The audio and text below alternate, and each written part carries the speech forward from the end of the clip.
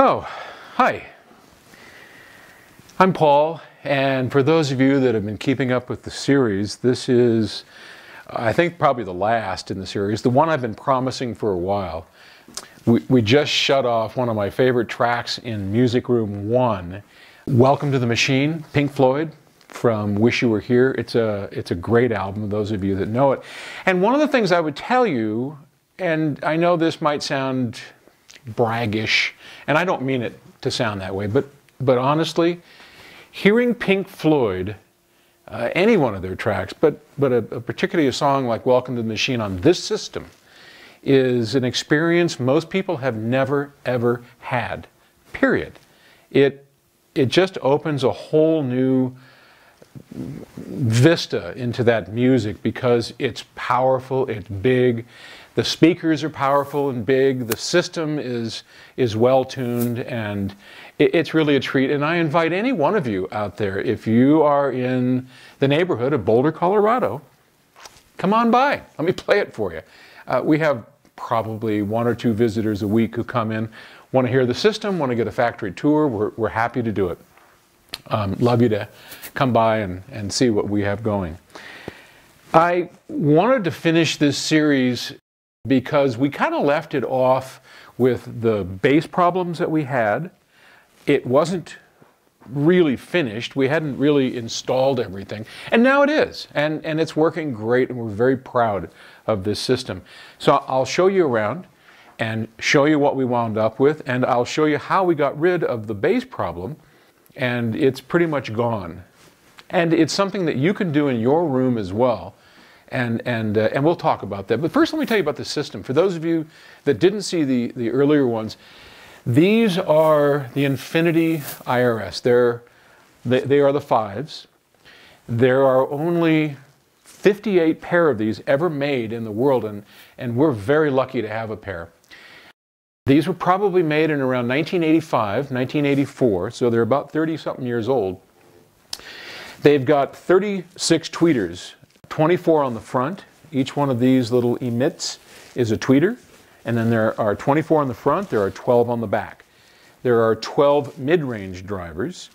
Those are dipoles, meaning that the sound goes out in the front and in the back, and they're kind of like this, moving out of phase.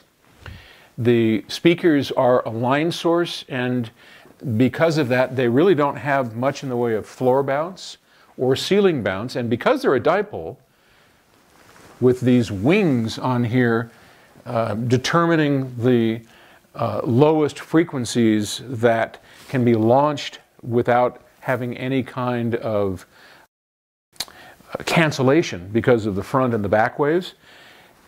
Whatever frequencies do extend down low enough over here are canceled, so you don't really get any sidewall reflections either. So it's a pretty cool set of speakers. Behind here, and I'll show you in a minute, there are the woofers. There are 6 12-inch woofers, each driven with a 1500-watt servo amplifier. It's a remarkable system. And as I continue our little tour, I'll take you in the back and show you what we have going. But while we still have this camera angle here, let me just show you what we have going in the rack. So this is the source rack. So we've gone with a really great tube, did I say tube? Tube circuit. Yeah, it's an aesthetics calypso. Down here is our phono section. So we have the original GCPH phono preamplifier. And here's the new NPC, the New Wave Phono Converter. And this phono converter hooks up into the Clear Audio Master Solution turntable, which then feeds into the Perfect Wave DAC. And then down here, the whole rack is driven by a P10 power plant. Let's head around to the back, and I'll show you behind the speakers. Back here is a view most people that come to the listening room only get a glimpse of.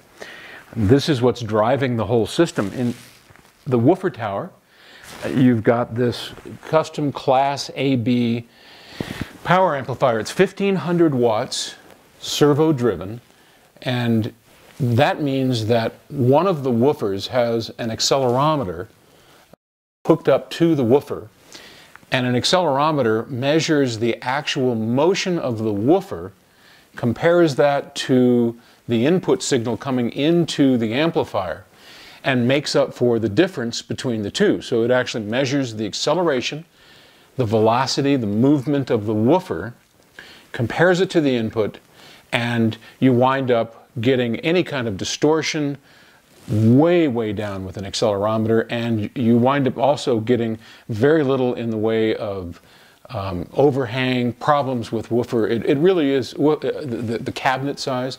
So only one of the 6 has the accelerometer. All the rest follow exactly what that accelerometer does, powered by this 1500 watt amplifier.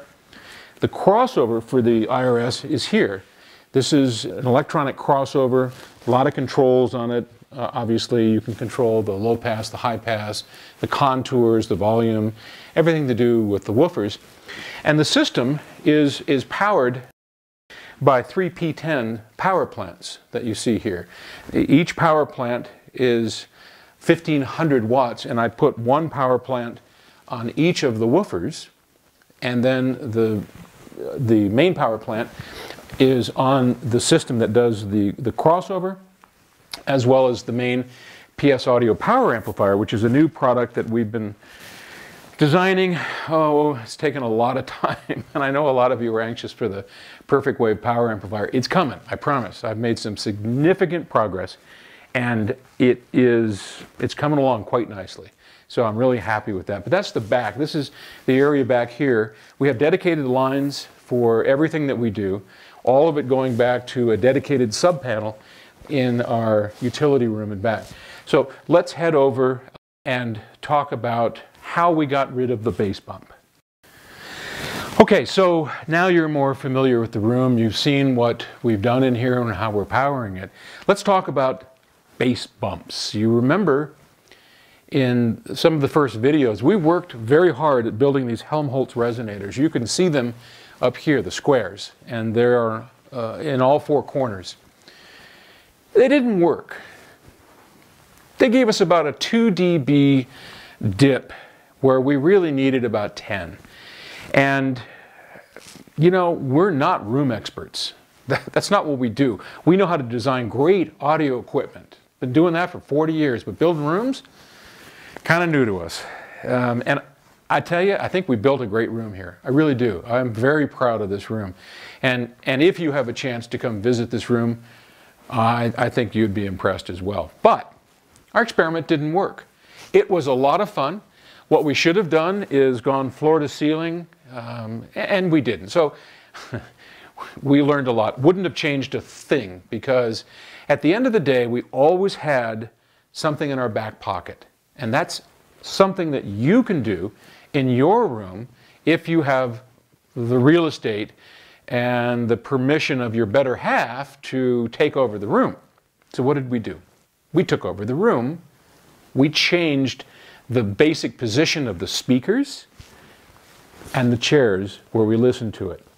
So picture a room. You've got a rectangular room, and within the room you have bass modes, and you can see it on a graph well, I don't have a good definition, but as if this is my horizontal, my rectangular room. Here's the ceiling, here's the floor. As the bass frequencies propagate through the room, they get very loud, very soft, very loud, very soft, and they bounce. There's probably 2 or 3, 4 bounces, different frequencies. And the trick is finding a place where the loudspeakers, in particular the woofers, can be placed relative to the listening position that nulls out those bass frequencies. So that's what we've done. Our loudspeakers right now, the Infinity IRSs, are almost halfway into the room, where normally they would be pushed back quite a ways. Now we did that because placing them that far out in the room did 2 things. We got imaging like people rarely get to hear. I mean, the sound stage behind these speakers is amazing. You really need to hear this.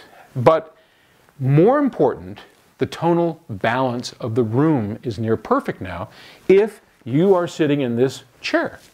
So if you move back here, now all of a sudden there's a lot of bass. Move right about here, that bass is gone. And it's not hard to do. You can put on a record or in our case, we did tones, and we swept the room, and we walked with our meter back and forth through the room, found the ideal place within the room for the low frequencies, because in that case, it really didn't matter where the loudspeakers were. Wherever we placed them, the waves would do what they were going to do. And so we found a perfect place here. Then we positioned the loudspeakers for the higher frequencies so that overall we got a great tonal balance that's very even at this position. And this and this. The hot seat is near perfect. The speakers do what they do in the position that they do because of the way that we set everything up. So I don't know a room that I've ever seen that's perfect for the loudspeaker. And this room is not perfect for our loudspeakers, just like your room probably isn't perfect for your loudspeakers. That's okay. You can adjust them. You can move the speakers back and forth and your listening position back and forth if you have that liberty. Now, not all of us do. In my living room at home, Terry says, you can have that area.